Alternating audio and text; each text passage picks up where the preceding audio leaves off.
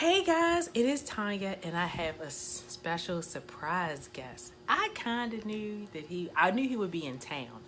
I didn't know he would be on the live show today. I'm so excited. This is Darnell. Say hi, Darnell. Hi, Darnell. Good college. Nice to meet you.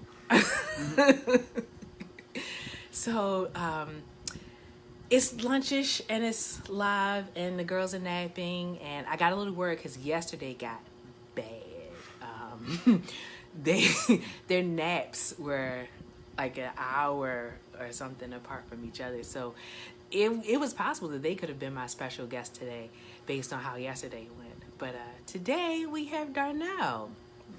So Darnell he finished up finals about a week and a half, something like that. And he's just visiting for a short while because he has to go back because he has an internship this summer. He has a paid internship, so both of us are excited about that. And I wanted to bring him on because that kind of ties into what I want to talk about today. So Darnell actually posed a question to me. That was a couple months ago. Okay, so you gotta ask the question again, because I'm not gonna phrase it right if I ask it. Oh, okay. So, basically the question was, if I remember right, what would your 12-year-old self think if they met you now? Like, would they be proud of who you are now? Okay, and I think we were in the car, like when he posed that question. I think it was very casual, and I was just like, man, that's a deep question. So I went back to my 12-year-old self, and I think he said he asked some people at work. Yeah. I just kind of ask people.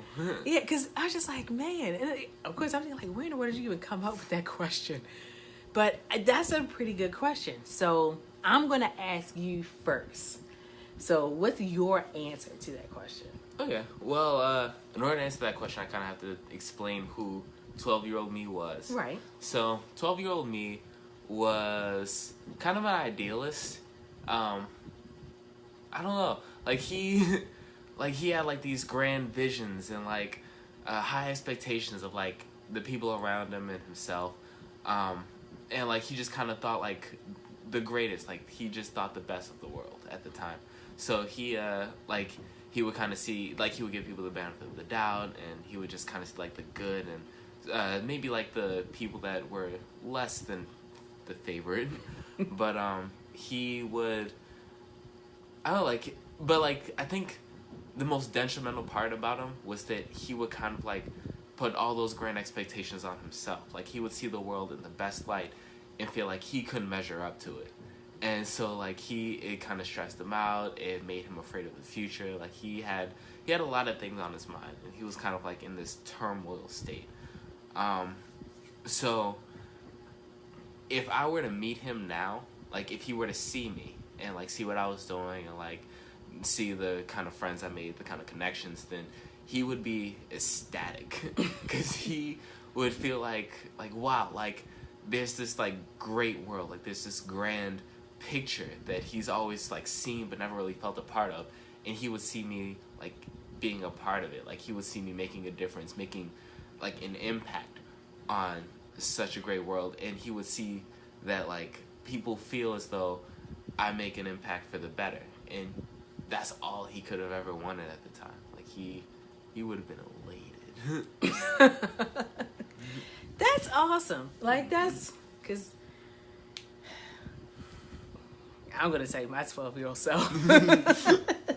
But no, and that's I probably the happiest ending you could think of something like that, for your 12-year-old self to look back and be like, oh man, not to look back, but for your 12-year-old self to kind of meet you and be like, man, I really did some good stuff. It turned out way better than I thought it could have. So that's awesome. That's good to, even as his mother, that's good to hear. I know for me, my 12-year-old self, I was lost and confused. I don't even know. I was I think everything was just kind of day to day. Everything was just day to day. I was in turmoil, but it wasn't even about my future or anything. I was just in turmoil, period.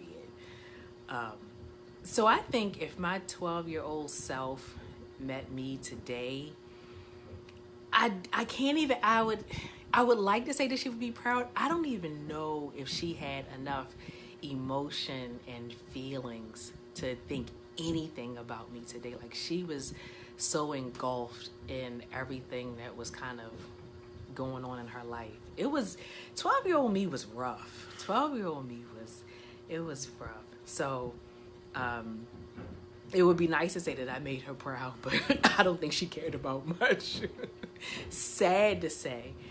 But I want to kind of go back to you, and you were talking about living up to this expectation and just kind of being afraid of the future, because I kind of understand I know where that came from now. And we ended up figuring that out. So 12-year-old, so that would have been 5 years later, because that was the beginning of your senior year. Yeah. When we had our talk. Heart to heart. We had our heart to heart. And, in this talk, because 12-year-old Darnell wanted to be a doctor. And he was like, I'm going to be a doctor, and I'm going to help people, and I'm going to make a difference in the world. And I think that's where a lot of your apprehensions came from, with just, can you be this great doctor that you're aspiring to be? So by the time we got to 17, and, like, you weren't, and it's funny because I could sit here and say he was struggling in school, but it wasn't really a struggle. He wasn't struggling with work. He wasn't, but his grades didn't reflect how bright he was. And even when I would go for parent-teacher conferences, they would just be like, yeah, he's just not doing the work. He knows it. Like, we don't understand why he's not doing his work. It has nothing to do with comprehension. And it brings me to that finding your path, because what was actually happening was you didn't want to be a doctor. So I guess kind of tell me what that was like going so we'll start at 12 and we'll take it all the way up to that conversation. So you are aspiring to be the doctor that you do not want to be. Tell me how that felt. So it was I guess at 12, it was like, oh, I'm going to be a doctor. But like, I wasn't, the logistics were kind of like lost on me. Like, it was like, I'm gonna go to school, do my work, and then like be a doctor or like whatever that meant. It was like still kind of scary because people were saying like, oh, like being a doctor is hard, but then like at the same time, no one was discouraging me. Like, no one would be like, oh, like, yeah, you can't be a doctor.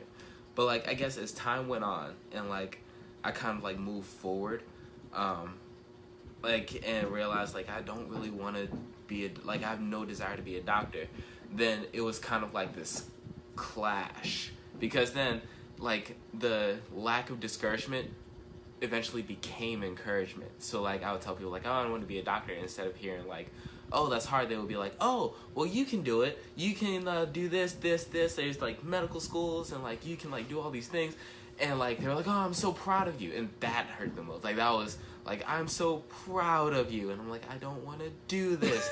So then it just kind of like it was like this like palpable friction that I could like feel in my gut. Like I can I can sense it, I can taste it. Like every time I mentioned to somebody like, oh, I want to be a doctor, and then they would ask why, and I'm like, because I feel like I have to. like I had to like make up an excuse to like make it seem like I wanted to be a doctor so that they could keep being proud of me. But I didn't, like, it was all a lie. And so then like casting forward, like thinking of the future meant perpetuating this lie that I didn't even want.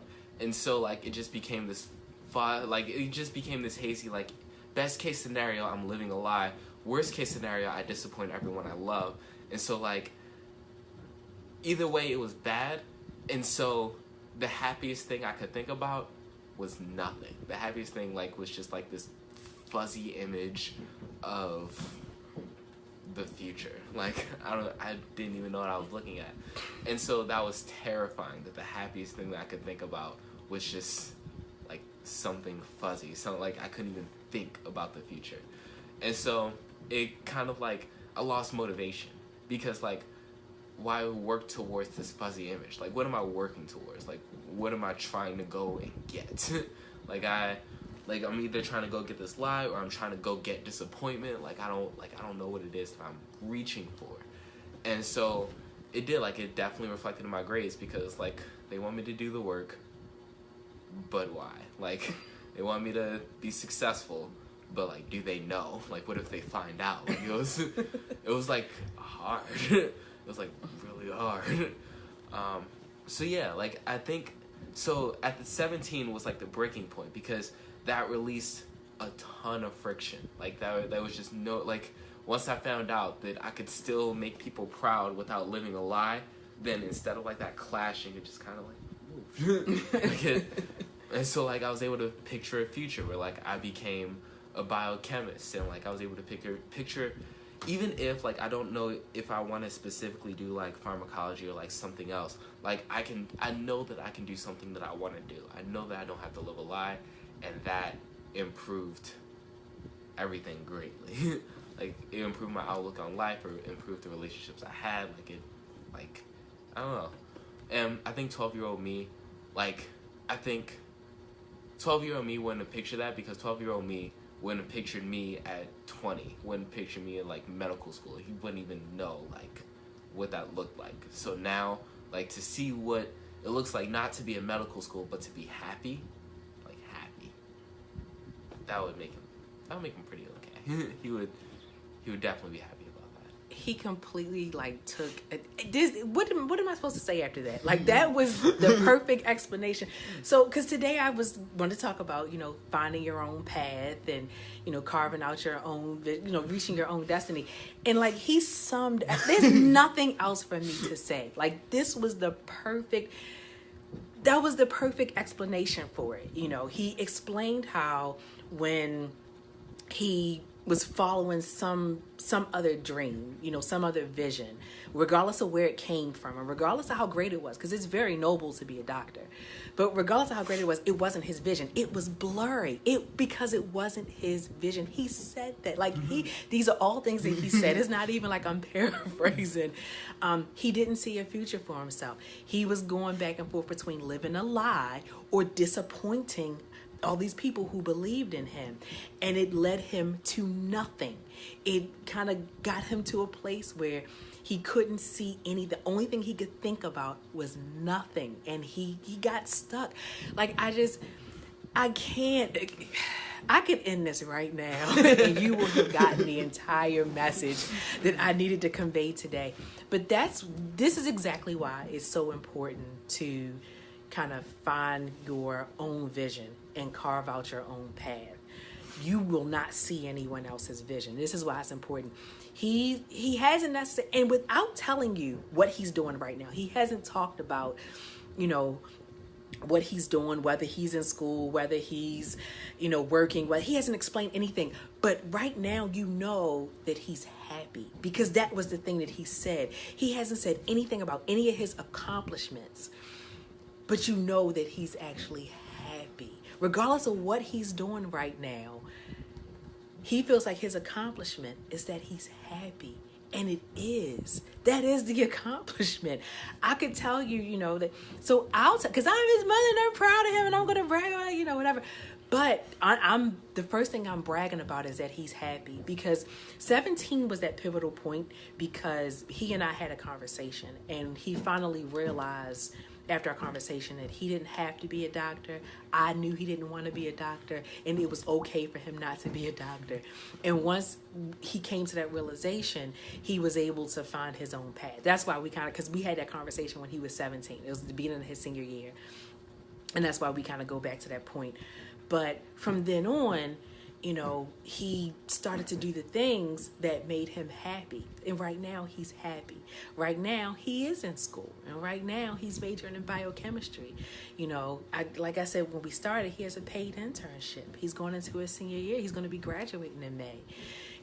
And even he was saying, I'm not sure if I want to do pharmacology. I'm not sure, and even with the things that he's uncertain of, he's positive that he has the power to create his own future, and he's positive that he's happy.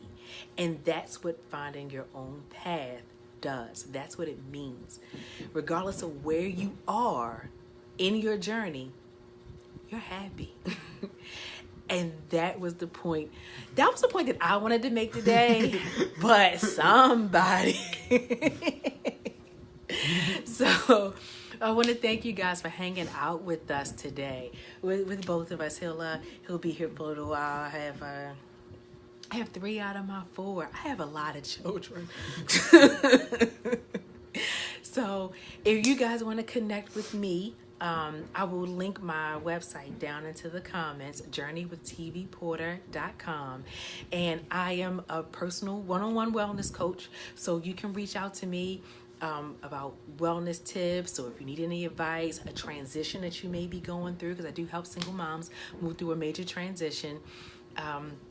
And the other thing I also want to mention is I am so close to finishing my first book, Your Queendom Awaits. So pre-sales will be starting within the next few weeks, maybe about a month or so. So I will definitely keep you posted and look out for that. I'm super excited.